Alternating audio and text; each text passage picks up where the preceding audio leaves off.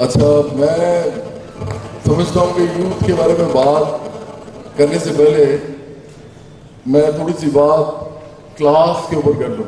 देखो, यूथ जो होती है ना, वो एक जेनेरिक वर्ड है मेरे लिए, मेरे एक आम हर एक के लिए यूज हो सकता है। हम तो बल्कि ये कहते हैं, एक ऑर्गेनाइजेशन हमने अभी फॉर्म किया, उसका नाम है इंटरनेशनल यूथ मूवमेंट। तो हम उसका स्टार्ट इस जुमले से करते हैं कि रिगार्डलेस ऑफ, मतलब we call youth, we call anybody youth regardless of age, क्योंकि यूथ वो होती है जो इस दुनिया को चेंज करने की अहलियत रखती है, जज्बा रखती है। इसके अलावा यूथ कुछ नहीं होती। हमने बहुत छोटी उम्र के लोग जो हैं वो बिल्कुल जज्बे से आरी देखे हैं, और हमने बड़ी उम्र के लोग जो हैं वो बड़े एक्टिव देखे हैं जिंदगी में। तो हम तो यूथ को ही समझते हैं। लेकिन बहरहाल अगर हम यूथ की बात करेंगे, ऐसे किसी को यूथ कह दें, तो ये देखना पड़ता है कि ये आदमी कहाँ से, ये औरत कहाँ से आ रही है। उसको पूरा उसका जायजा लेना पड़ता है, मुआशरे में वो कहाँ रहता है, कहाँ रहती है, किस घर में पैदा हुआ, वो घर किस शहर में था, वो शहर किस मुल्क में है। ये बहुत इंपॉर्टेंट बातें हैं। मिसाल के तौर पे एक ऐसा बच्चा जो कि किसी गांव में पैदा होता है और उसको पढ़ाई लिखाई का मुंह भी नहीं देखता, वो भी जब बड़ा होता है तो वो भी यूथ है। लेकिन क्या वो वही यूथ है जो आप हैं, जो पढ़े लिखे अर्बन एरियाज की यूथ है? वो ऐसा नहीं है।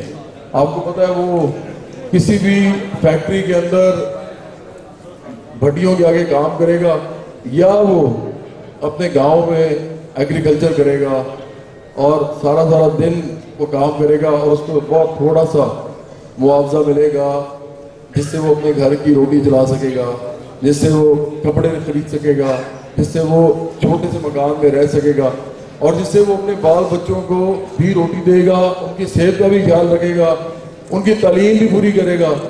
तो ज़्यादातर यूथ जो पाकिस्तान की है, जो 80% से ज़्यादा है, वो बेचारी बिल्कुल सबसिस्टेंस लेवल पे रह रही है। तो उस यूथ को तो हम जानते भी नहीं है। अभी एक दिन मैं जहाज में आ रहा था, जहाज में हम सफर कर सकते हैं, प्रिविलेज है। पाकिस्तान में जहाज को लोग सिर्फ देख सकते हैं ज़्यादातर। आपको नहीं मालूम, मैं आपको बता रहा हूँ, पाकिस्तान में 70% से ज़्यादा लोग ऐसे हैं जो सिर्फ जहाज को देख सकते हैं, बैठ नहीं सकते कभी उसमें सारी जिंदगी नहीं। क्या आप उनको जानते हैं? हम तो नहीं जानते। मुझे वो जहाज में एक आदमी मिला, मुझे कहता है कि यार आपके भाई उसके दोस्त हैं, वो मेरा दोस्त है, वहाँ से जो है लिंक मेरा आपसे ये बनता है। तो it's a very small world, उसने मुझे कहा। मैंने कहा यार, ये स्मॉल वर्ल्ड जो है ना, जो आप कह रहे हैं, ये सिर्फ मेरी आपकी है, क्योंकि हम 10 से 15% मिडिल क्लास के लोग हैं। तो हम एक दूसरे को थोड़ा बहुत जान लेते हैं। वो लाहौर में रहने वाला हो या कराची में रहना वाला, कहीं ना कहीं से कोई ना कोई लिंक निकल आता है। लेकिन आपको पता है कि जीडी रोड के लेफ्ट और राइट साइड पे जितने भी देहात हैं, उनमें जितनी आबादियां हैं, उनकी नस्लों को हम नहीं जानते। उनको हमें पता ही नहीं वो है कौन, वो लोग कौन है। अर्बन एरियाज में लड़के लड़कियों को उनके बारे में पता भी नहीं होता। अब ये वो लोग हैं जिनकी मैं बात करना चाहता हूँ, जिनको हम ऑप्रेस्ड कहते हैं, जिनको हम रेचेड ऑफ द अर्थ कहते हैं, जिनको हम कहते हैं children of the lesser god. ये कौन लोग हैं सारे? ये वो लोग हैं जो असल में हमारे लिए गल्ला उगाते हैं, जो कपड़े हम पहनते हैं ये वो बुनते हैं, जिन घरों में हम रहते हैं ये वो तामीर करते हैं। इस हॉल में जो कुछ भी आप देख रहे हैं इस वक्त, जो कुछ भी लगा हुआ है आपके दीवारों पे, आपके फर्श पे, कुर्सियां जिस पे आप बैठे हैं, ये सब के सब ना मैंने लगाई है ना आपने, ये सब के सब वर्किंग क्लास ने लगाई है, मेहनत कश तबके ने। मेहनत कश तबका जो है ना, असल में वही है जो हमारा मौजू है, मेरा मौजू है। मैं यूथ के लिए बात करने आया हूँ, लेकिन मुझे यकीन है कि यूथ एक किस्म की नहीं है, बहुत सारी किस्मों की है। हम उस यूथ की बात करते हैं जो अंडर प्रिविलेज है, जो ऑप्रेस्ड है, जिसको इस मुल्क में कभी कुछ नहीं मिलना और जिसका हमारे से कोई ताल्लुक ही नहीं है। अच्छा, ये भी आपको पता है कि यहाँ पे ऐसे लोग भी बैठे हुए हैं जो डिफेंस से आते हैं। तबकाती मामला क्या होता है? ऐसे लोग भी हैं जो अंग्रेजी बोल सकते हैं आप में से फ्लुएंटली, थोड़े होते हैं पाकिस्तान में लेकिन होते हैं। कुछ लोग हैं जो अंग्रेजी समझ सकते हैं, सिर्फ लिख सकते हैं, वो भी थोड़े ही हैं। ज़्यादातर लोग उर्दू बोलते हैं। अच्छा, उसके अलावा वो उर्दू मीडियम स्कूल से भी पढ़े होते हैं बहुत ज़्यादातर लोग। पाकिस्तान में जो तबकाती मामला है वो इतना ज़्यादा सरायत किया हुआ हमारे अंदर कि आपको पता है कि कोई अंग्रेजी ना बोलता हो पाकिस्तान में तो उसको कोई कुछ नहीं समझता। वो जो लड़कियां हैं ना वो तो समझती हैं कि ये जो लड़के हैं ना बड़े अच्छी शक्लों के लड़के हैं, लेकिन इनको अंग्रेजी बोलनी नहीं आती, पेंडू है बिल्कुल। इसके साथ बेशक वो आदमी पूरी दुनिया की सारी नॉलेज जानता हो, वो उसको देखती नहीं है, आंख उठा के। ऐसा ही होता है कि नहीं होता? इसी तरह लड़के जो है वो मर्सिडीज में लड़की जो जा रही होती है उसको देख रहे होते हैं, जो बेचारी साइकिल पे जा रही होती है उसको नहीं वो देखते। हाँ, ये है कि एक्सप्लॉयटेशन बेतहाशा है, मतलब मेल्स की तरफ से फीमेल जेंडर की, वो आपको पता है हर किस्म की है, घरों में है, फैक्ट्रीज में है, देहातों में है। औरत को जिस तरह एक कमोडिटी बनाया गया है हमारे मुल्क में, वो आप सबको मालूम ही है, और वो तमाम लोग बना रहे हैं, चाहे वो मजहबी अफकार रखते हो, चाहे वो गैर मजहबी अफकार रखते हो, चाहे वो मॉडर्न हो, चाहे वो लिबरल हो, चाहे वो रूरल एरिया से बिलोंग करते हो, चाहे वो अर्बन एरिया से बिलोंग करते हो। लेकिन बहरहाल असल बात पे फिर वापस आते हैं कि जो तबकाती मामला है ना, तबकाती मामला ये बड़ा इंपॉर्टेंट है समझना। आप जो मर्जी कर लें, आप जितनी मर्जी यूथफुल जज्बे के साथ काम करें इस मुल्क के अंदर, थर्ड वर्ल्ड के अंदर, आखिरकार जो चीज़ डिटर्मिन करती है ना आपका फ्यूचर, और ये डिटर्मिन करती है कि ये नौजवान जो है ये किस तबके में जिंदगी गुजारेगा, वो असल में आपका घर, आपके वालिद साहब की तनख्वाह, आपका स्कूल जिसमें आप पढ़े हैं, ये चीजें डिटर्मिन करती हैं। बहुत कम लोग होते हैं, एक्सेप्शंस होते हैं, जो कि आम हालात में से निकल के बड़े आदमी बन जाते हैं। आमतौर पर बड़े आदमी वही होते हैं जो टीचर कॉलेज से पढ़ते हैं, जिनके घरों में दाने होते हैं, जिनको दाने पंजाबी में कहते हैं, और जो बड़े अच्छे खुशहाल जिंदगी गुजारते हैं। ये तबकात नहीं खत्म होते, ये अपनी जगह रहते हैं। आप यूथ करते रहते हैं, एक आदमी पहले बच्चा होता है, फिर जवान होता है, उसका बूढ़ा हो जाता है, लेकिन तबके से नहीं निकल सकता आपने। गरीब तबका गरीब रहता है, मिडिल क्लास का तबका मिडिल क्लास रहता है। आपको पता है मिडिल क्लास के बच्चे भी मिडिल क्लास होते हैं, उसके बच्चे भी मिडिल क्लास होते हैं। मैंने कहा कि एक्सेप्शंस आपको मिलेंगी, लेकिन हम एक्सेप्शंस की बात नहीं करें, हम बात करें जनरल। क्या ये तबकाती मामला जो मैंने भी डिस्कस किया, ये ठीक है? आपको ठीक लगता है? पहले तो ये बताएं कि ये है, रियलिटी है कि तबकात है दुनिया के अंदर? क्या ये ठीक है? ठीक है। जिसने ठीक कहा है वो कौन है? वो उसको तो जो है ना वो बाद में मिलता हूं, तो मैं खत्म कर दूंगा अपनी बात। देखिए जी, बात यह है कि यूथ के साथ बात करते हुए एक बात हमेशा मैं करता हूं कि आपको पढ़ना चाहिए। आपको तारीख के अंदर जिन लोगों ने तबकाती मामले पे लिखा है, जिनमें कार्ल मार्क्स भी हैं, जिनमें लेनिन भी हैं, जिनमें मौ ज़ेदुंग भी हैं, और भी बहुत से लोग हैं जिन्होंने इस पर बहुत ज़्यादा लिखा है, ट्रॉट्स्की हैं, एंगल्स हैं।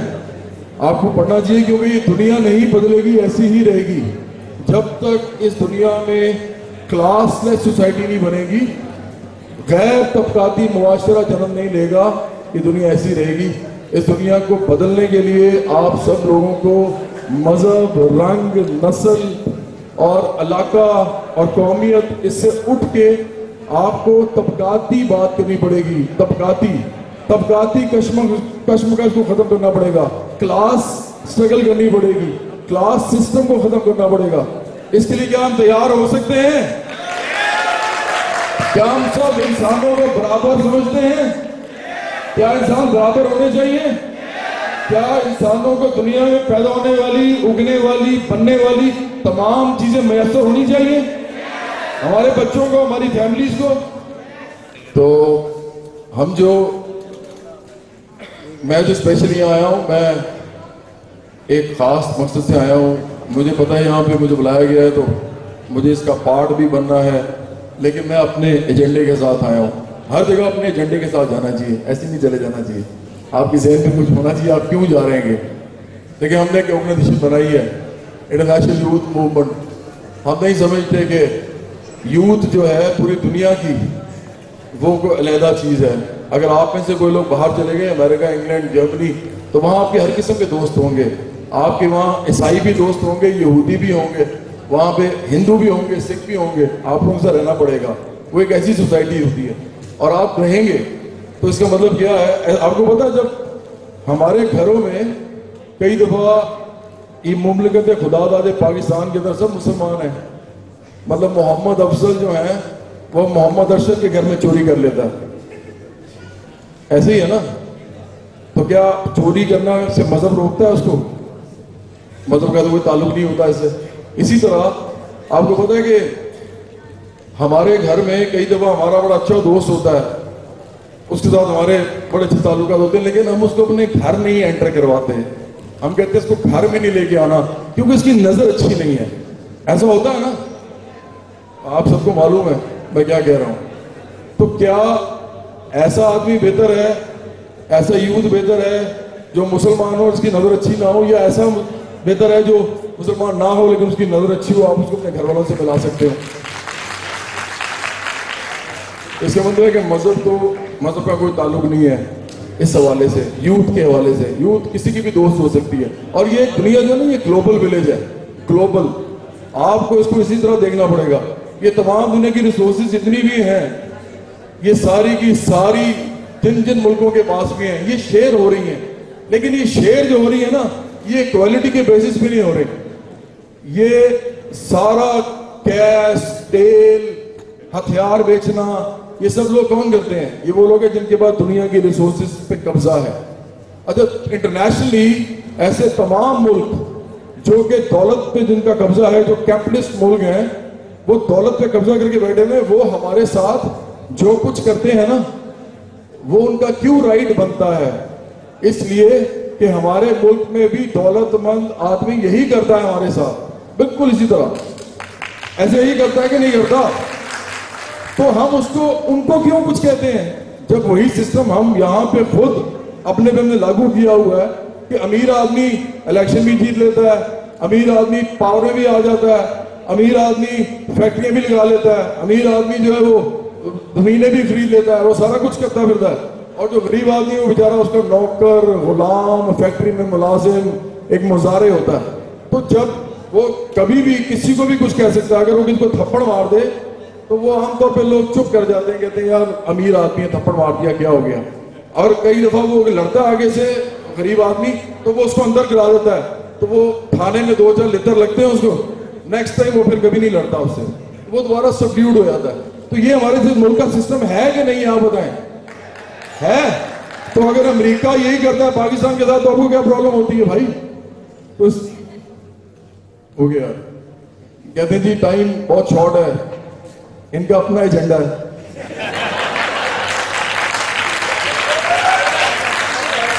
तो ऐसा कि मैं एक सॉन्ग आपको सुना देता हूं।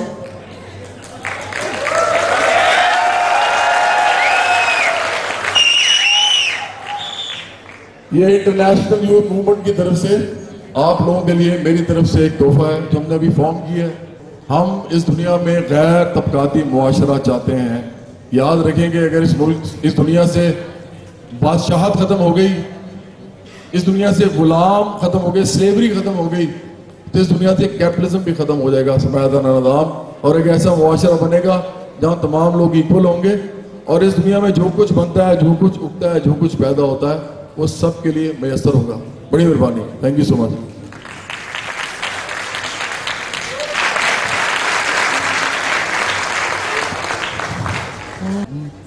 न तेरा न मेरा है, सब कुछ खुदा का है।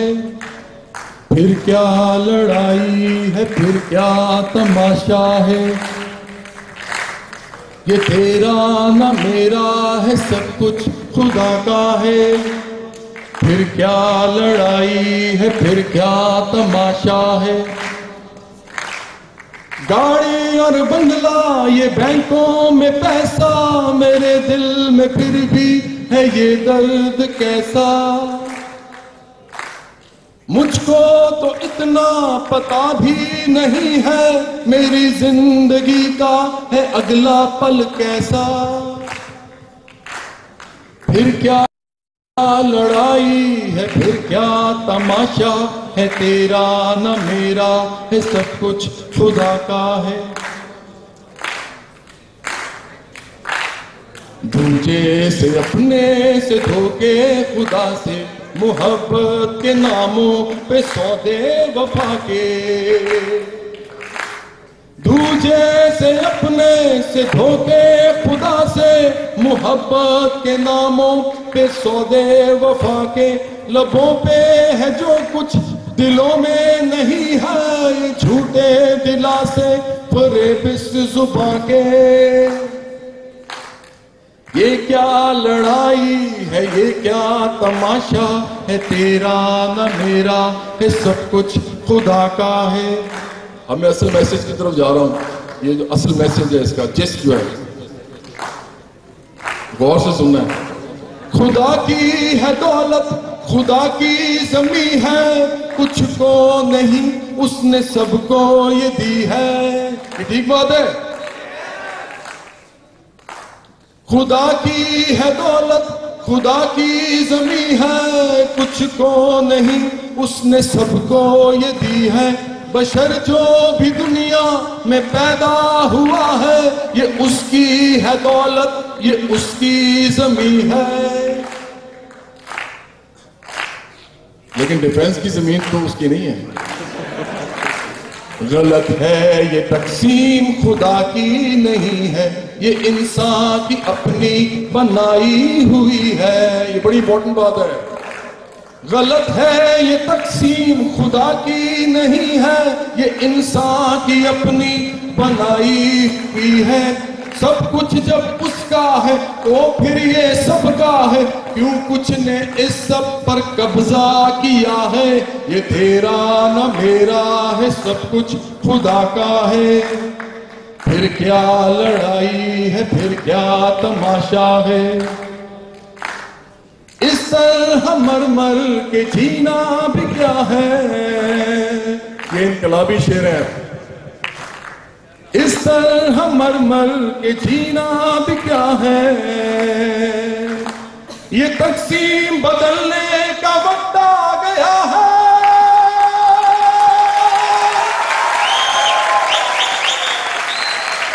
उठो चलो आगे बढ़ो, उठो चलो आगे बढ़ो, जागो मेरे दोस्तों, अपने हक के लिए तुम उठो। बातिल को बातिल कहो, जब तक के हक सच न हो।